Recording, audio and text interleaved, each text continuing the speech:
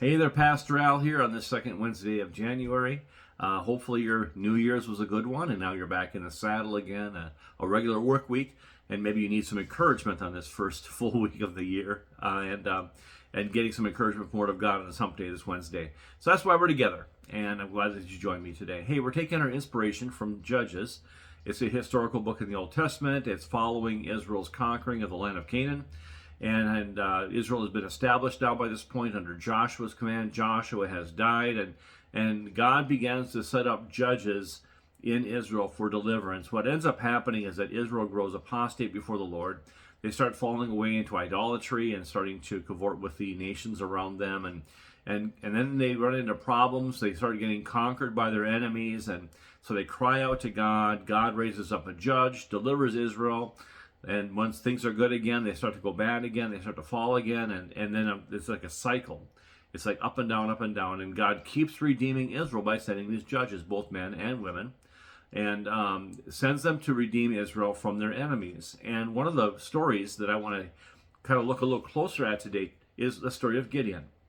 Now, Gideon was, in chapter 6 of Judges, a man who was threshing wheat, and he was threshing grain in this threshing floor and trying to hide it from the Midianites because the Midianites were stealing from the Israelites whatever they could. They were oppressing Israel on every side and making life miserable for them. And an angel of the Lord appears unto him as the angel sat under the terebinth tree, and calls out to Gideon in verse number 12 of chapter 6 and says this: "And the angel of the Lord appeared to him and said, The Lord is with you, you mighty man of valor."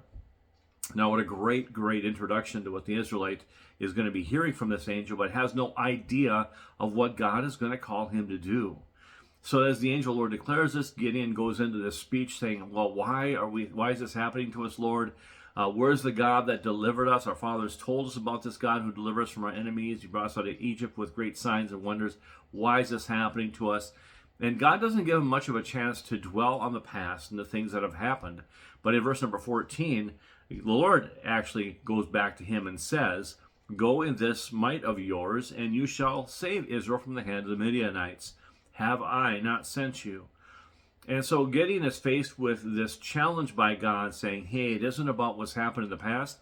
It's about what I'm doing now and in the future, and I'm going to use you to do that. And so as we follow the story of Gideon, and it's really a great story because it teaches us that no matter who we are, and no matter what we think of ourselves to be, God can still use us. In fact, he calls himself of the least of his clan, and Manasseh being a small tribe, and he's more of a follower than a leader. There's no respect for him amongst his brothers probably, and so the least likely person to undertake an outpouring of God's presence and God's power is Gideon. But God has called him. Have I not sent you? And so we find out through the story of Gideon that God does in fact use Gideon as a victorious thing for his glory as Gideon is obedient to him. And I thought I'd draw this back to us today. And clearly God's not changed his attitude toward how he wants to use people to give his word glory and give his name glory. He will use the weak things of this world to confound the things that are mighty, and the foolish things to confound the things that are wise. And he will use us as he used Gideon, even though we in ourselves don't think much of our likelihood to be successful. Even the children of Israel, as they went across to Canaan in the book of Exodus, they went across and they saw themselves as grasshoppers in their own eyes when they saw the Canaanites and the sons of Anak. And so clearly there are times that we see ourselves less likely than ever to be able to be productive and to be successful for God. But God gives us the same command sometimes he gives Gideon: have I not sent you? And I want you to find this encouragement today, that as God sends you out to do his plan, as God sends you out to perform what he has called you to do, he will, through your weakness, even provide great victory for him and glorification for his name. May you find that encouragement today. As always, have a great day in Jesus.